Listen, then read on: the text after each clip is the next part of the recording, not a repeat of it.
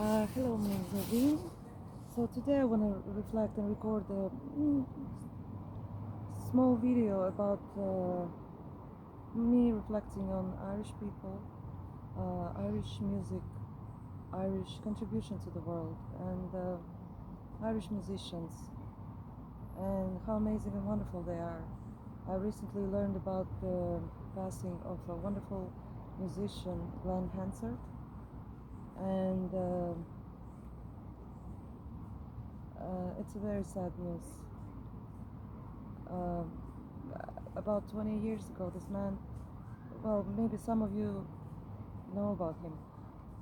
He had a hit song called Falling Slowly, and he was not only a wonderful musician, but he was also a wonderful human being. And he like what that's what is important to state about Ireland and Irish people, that um, they are there's something in Irish people that is only unique to Ireland, and it's being um, you know fame of whatever proportion or whatever doesn't go into their heads. I mean, Glenn, he was playing big gigs like stadiums, and then he would come into the nightclub and play nightclubs or venues, small venues, and then he would go and have a pint with people, you know. So he wasn't all in his head about how famous he became or whatever, like, and and that's what's great about Ireland. That's what's lovely about Ireland, because people, nothing changes them. If you're born Irish, you will always stay Irish. And in relation to all of the singers in Ireland, like Sinead O'Connor, Dolores O'Riordan, and many of them, like Shane McGowan and um, Christy Moore, and many of them. I mean, I've seen, like, through nightclub, um, that venue where I worked, and also just generally living there. Like, I spent a lot of time in Connemara, and off the west coast there are some islands, um, and I've spent some time there as well. And it's like spiritual retreats for many people that wants to be with themselves and all of that. So uh, for me, like, I was working there, and I've met a lot of famous faces there too, and people just mind their own business. Nobody cares. Like, if there's, like, Aiden Queen or Mel Gibson or whatever, like, whoever, you just later realize, oh, that guy looks like Mel Gibson, and then you just learn, oh, that was Mel Gibson. So, and also about this, something about Irishness that is so good. When they say, I've heard so many times people say, well, not people, there is a kind of saying that the most wonderful, the most loving people in the world are Irish, and I agree. Based on my own experience, they are wonderful people. Not only that they are the friendliest people, they are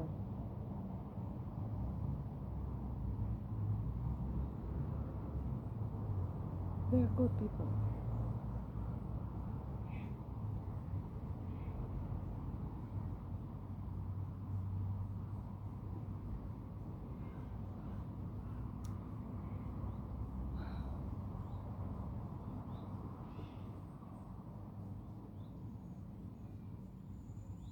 I mean, the Irish music uh, themes are slightly different from the rest of Europe. What the rest of Europe listens to, like Germany, France, my country, and all of that. Like we are more tend to into. I mean, people are tend to into, like, techno music, like deep house music. I mean, I don't know how about now, but when I lived there, people tend to be more into hip hop, and like, as a young a girl when I came there. Um, if you would go to a nightclub, you will never hear techno music.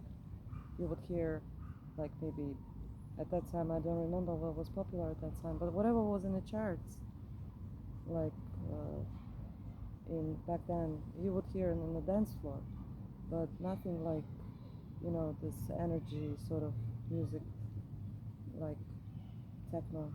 I mean, at that time there was no deep house, but the deep house also varies. There's like fast deep house and there's slow deep house, and same with techno. Techno really is techno is more techno, but I prefer myself like slow deep house with nice vocals and all of that. Like, but I never met people that would be in Ireland that would be really into that kind of music. People in Ireland, they love Garth Brooks. I mean, all the concerts would be sold out. They would be into nobody. I'm sure nobody would hear. Nobody, not many people like in Europe, continental Europe, heard about Garth Brooks. Like, I've learned about Garth Brooks when I lived in Ireland, that he is number one most popular musician in Ireland, and that's how it is.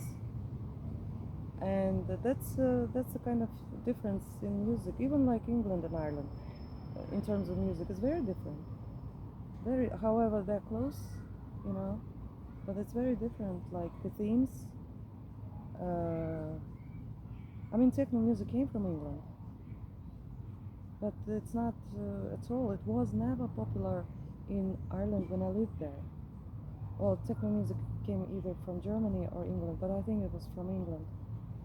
Um, but like in Ireland, it's more like soul music, more like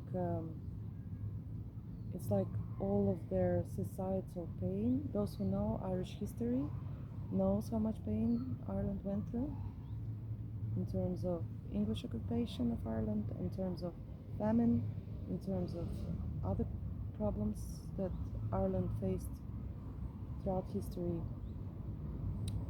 And um,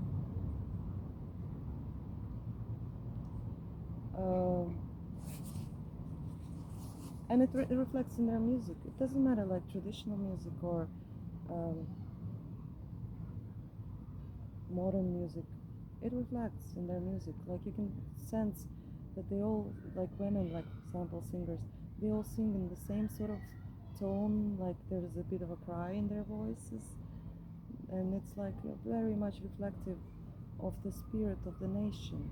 That their spirit sort of want to cry out all of the pain of the country in their um, singing. So, and that's what's unique about it. Because I mean, there's lots of traditional music everywhere, but it's more like joyful, more like you know. But in Ireland, it's also um, like storytelling through music. And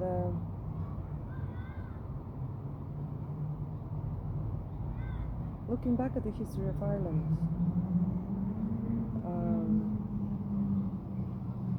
I'm not talking about what happened between Ireland and England, but just saying about the historical, that their traditions, their belief systems, there was like same like around the world.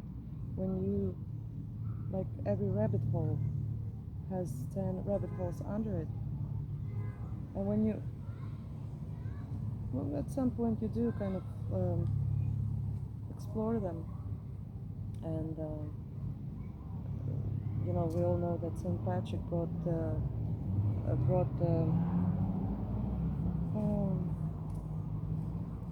well, St. Patrick is the saint of Ireland, and he brought faith to Ireland, and there are lots of monasteries across Ireland. historical monasteries. There were people that lived, I don't remember the name of that little island out in the Atlantic, and the monks lived there, and Catholic monks. And there's also very unique book that is placed in Trinity College in Dublin, Book of Kells, that tells a story, interesting story. And as well, but their faiths prior to Christianity, they were just the same, nature-based, like everywhere else in the world. Like I was looking into things, and strangely, there are 10,000 beliefs and faiths in the world. We are given big 4, or if to stretch it a bit, like, okay, big 8 to believe in. That's sort of the way to believe, and that's how you have to view things, and that's how you have to live your life.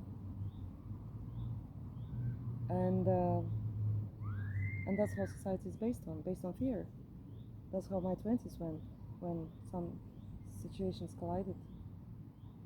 And but if to remove all this faiths and religions aside, and look at what kind of beliefs people held beforehand, you would notice that either Ireland or Europe or any part of the world, everyone worship nature, the unity, that everything is, divine, and everything is like,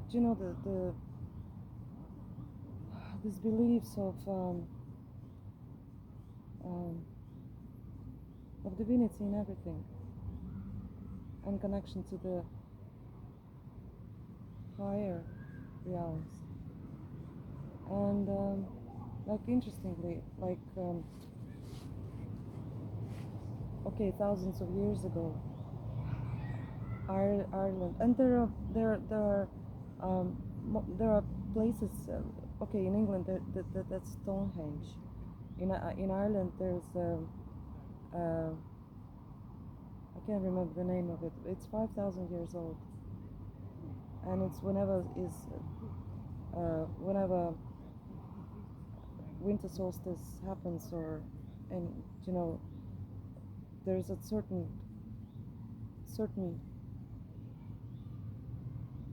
moment the light enters that tomb, and the tomb is huge, and there's very known place like Tara Hill, and many other places, which is really connected to their real traditional faiths. And how does 5,000 years ago people communicated between themselves around the world?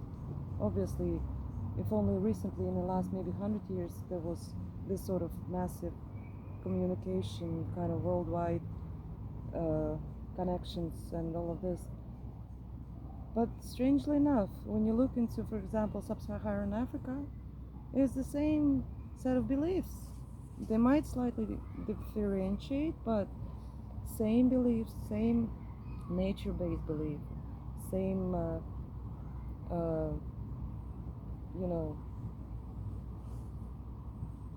same pagan beliefs. And when you look at the paintings, Vivi paintings from African, sub-Saharan African countries, there were nature-based beliefs, and they had left. They were left they called Vivi paintings. You can say it the African nations, they believed in nature and cosmology, just the same everywhere. And also in America, in North Carolina, I visited Cherokee reservation. It was, although I was very young, it was very enlightening to see the way that, like Indians, like natives, they also same. I mean, the same everywhere, the same, like South Korea, shamanism, very big there. Um, it's all based on, maybe all based on the truth, I guess. That's what I want to say. It's not influenced by anybody. It's based on the truth. Because when the big four, I'd say, spread around the world, that were pushed, I guess, by those that run this matrix, things changed. I mean, in Africa, it just completely slavery and all of this, and the same around the world. It's all about tension. It's all about fear-based control. And in Ireland, what I want to say, that a lot of people, they're very spiritual people, and they believe in essence of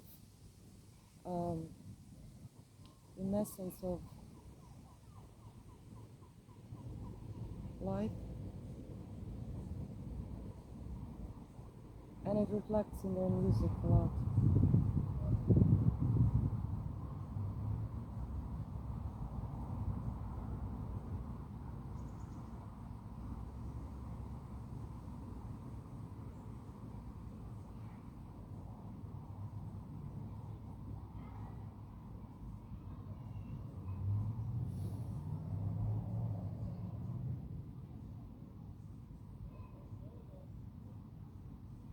So whatever the big question here is now, whatever we are given a set of, it's like the same like governments, they give you options to choose sort of one party or another party out of maybe 5 parties, which none of them really corresponds or reflects your own truth.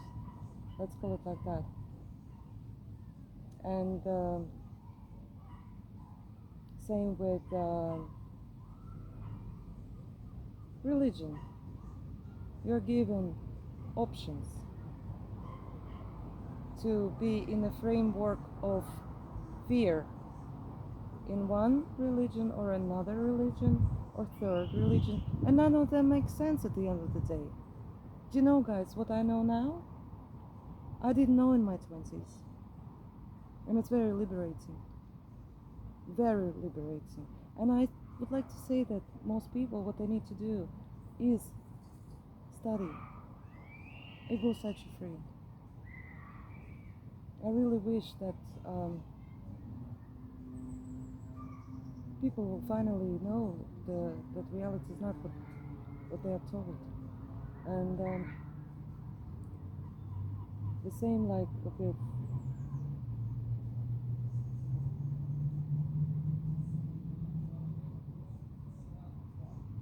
what I like about Ireland is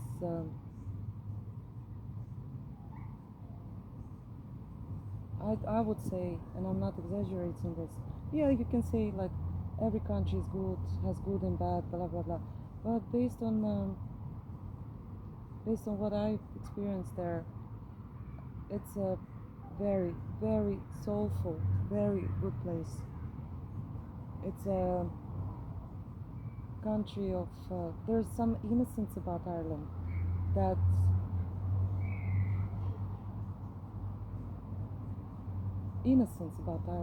and good one. And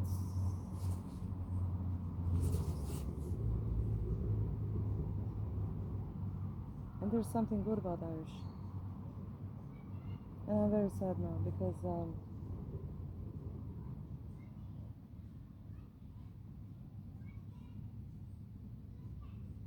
and I'm thinking about Ireland today.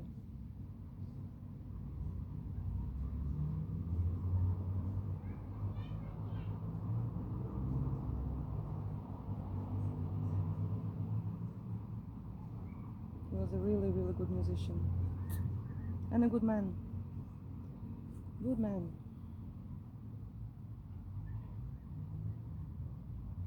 So I guess this is a sad video. So it's my reflection on Ireland.